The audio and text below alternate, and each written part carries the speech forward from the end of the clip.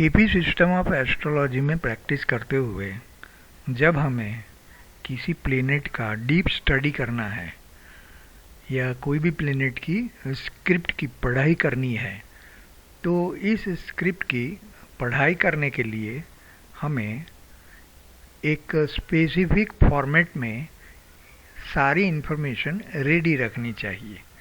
ये जो स्क्रीन पर ये जो स्क्रिप्ट दिखाई दे रही है, ये फॉर्मेट में हमें वर्क करना चाहिए। ऐसा कहना हमारा हमेशा के लिए रहा है और प्रीवियस वीडियो में हम इस बारे में रिकमेंडेशन कर चुके हैं। तो एग्जाम्पल के तौर पर ये एक स्क्रिप्ट है, मंगल की स्क्रिप्ट है। ये सारी डिटेल्स हमारे सामने अवेलेबल है।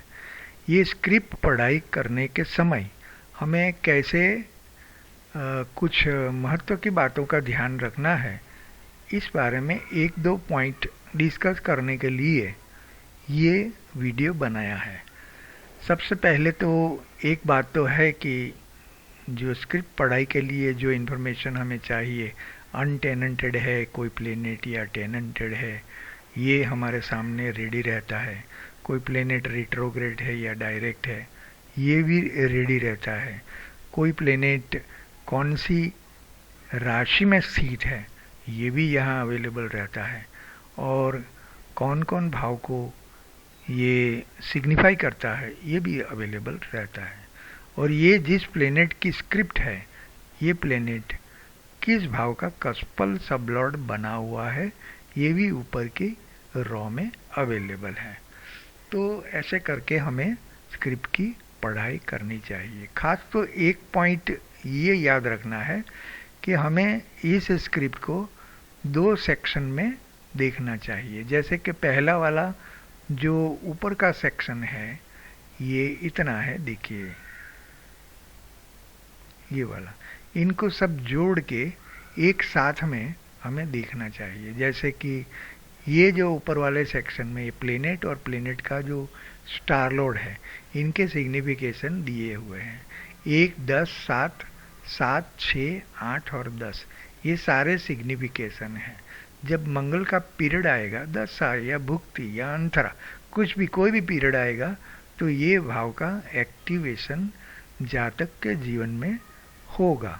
लेकिन ये जो पूरा सेक्शन हम जो देखेंगे, तो इसमें ये राइट साइड वाला सेक्शन देख के हमें तय करना है कि ये जो स्टार लॉर्ड रिट्रोग्रेड है और ये जो प्लेनेट खुद है, ये अनटेनेंटेड है। इसका मतलब ये हुआ कि अनटेनेंटेड प्लेनेट वाले जो सिग्निफिकेशंस है, ये सिग्निफिकेशंस को हमें बहुत इम्पोर्टेंस देना है, क्योंकि इनका पावर ज़्यादा है। और स्टार लॉर्ड का ये जो सिग्निफिकेशन स्टार लॉर्ड के जो है, इनके पावर कम है, मतलब ज़्यादा इम्पोर्टेंस नहीं देना है। तो इम्पोर्टेंस का अगर परसेंटेज में बात की जाए, तो अनटेनेंटेड वाले जो प्लेनेट के सिग्निफिकेशन होते हैं, ये करीबन 75 to 80% वेटेज रखते हैं, इतने स्ट्रॉन्ग होते हैं। और टेनेंटेड वाले जो प्लेनेट है, करीबन 20 to 25% वेटेज ही रखते हैं। तो इनको थोड़ा इग्नोर, मतलब साइड पे रखते हुए 1, 10, 7 को बहुत महत्व देना है और जॉइंटली ये सेक्शन को देखना है। इसी तरह नीचे वाला जो सेक्शन है, ऐसे देखना है। ये जो नीचे वाला सेक्शन है, ये भी जॉइंट, हमें जॉइंट एक ही है ऐसा समझ के देखना है। 12, 6, 7, 8, 8, 3, 11, ये सारे सिग्निफिकेशंस है। लेकिन इसमें जो दूसरी रॉ है, क्योंकि ये टेनेंटेड प्लेनेट है, सबलॉर्ड और सबलॉर्ड का जो नक्षत्र लॉर्ड है, ये भी टेनेंटेड है। तो ये सेकंड वाला जो नक्षत्र लॉर्ड वाला जो रो है, ये ज़्यादा इम्पोर्टेंस रखता है। कृष्णमूर्ति पद्धति का मूल सिद्धांत है कि अपने स्टार लॉर्ड का फल हमेशा प्लेनेट देता है। तो ये जो सैटर्न है, ये मर्क्यूरी के जो सिग्निफिकेशंस है, ये ज़्यादा इंटेंसिटी से ये देगा। तो यहाँ 8, 3, 11 को बहुत महत्व देना है और ऊपर वाले सेक्शन में 1, 10, 7 को।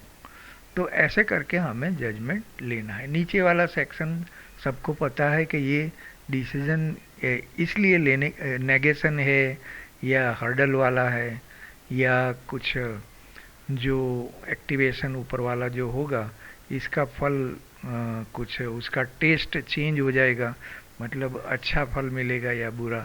7 के मामले में अच्छा फल, 7 के मामले में बुरा फल, ऐसा करके जो डिसीजन ये नीचे वाले हाउसेस से लिया जाएगा। लेकिन नीचे वाले जो हाउसेस है इस एग्जाम्पल में ये 8, 3 और 11 का ज़्यादा महत्व सोचकर हमें ऊपर वाले जो हाउसेस है इसका डिसीजन हमें लेना चाहिए। तो ये एक पॉइंट हमें शेयर करना था। दूसरी बात ये है कि हर एक प्लेनेट कौन सी राशि में स्थित है ये भी देखने के लिए हमें इसमें टेनेंटेड अनटेनेंटेड नहीं देखना है। मान लीजिए ये फर्स्ट कस्पल सबलॉर्ड मार्स है, मंगल है, और मंगल का स्टार लॉर्ड एक्वेरियस साइन में है, तो मंगल का जो स्टार लॉर्ड जिस राशि में स्थित है इस राशि ये फर्स्ट कस्पल सबलॉर्ड के लिए बहुत महत्व की होती है। तो इस तरह ये दूसरे सेक्शन में भी ऐसा ही होता है। तो यहाँ ये टेनेंटेड है, टेनेंटेड ये दूसरा मतलब मीन राशि बहुत महत्व की रहेगी। तो इस तरह हमें डिसीजन लेने में ये पॉइंट्स हमें ध्यान में रखते हैं। लेकिन ये सारी बातें तब मुमकिन होगी जब इसी एक ही फॉर्मेट में हम ये पढ़ाई करने की आदत डालेंगे, हैबिट करेंगे।